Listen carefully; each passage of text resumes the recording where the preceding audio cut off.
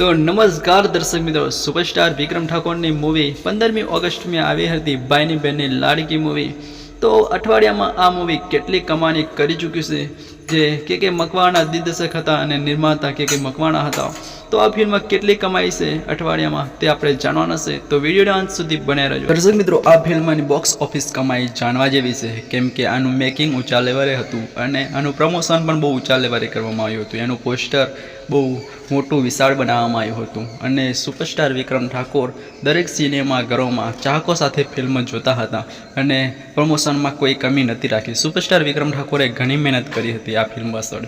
તો આ ફિલ્મની કમાણી જાણવા જેવી છે, તો દર્શક મિત્રો ચલો જાણી લઈએ। તો દર્શક મિત્રો, ભાઈની બહેનને પ્રથમ દિવસે એટલે કે 15મી ઓગસ્ટના દિવસે 1 લાખની કમાણી કરી ચૂક્યું હતું। એના બીજા અને ત્રીજા દિવસે પણ 1 લાખની કમાણી કરી ચૂક્યું હતું। ચોથા દિવસે પણ 1 લાખની કમાણી આ ફિલ્મ કરી ચૂકી હતી અને પાંચમા દિવસે ઉછાળ આવ્યો હતો અને એ ઉછાળના કારણે 2 લાખની કમાણી રવિવારના દિવસે કરી હતી ભાઈની બહેનની લાડકી મૂવીએ।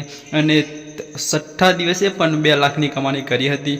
સાતમા દિવસે 1 લાખની કરી, પછી આઠમા દિવસે 1 લાખની અને નવમા દિવસે પણ 1 લાખની, એમ કરીને 11 લાખની ટોટલ ઇન્કમ કરી હતી।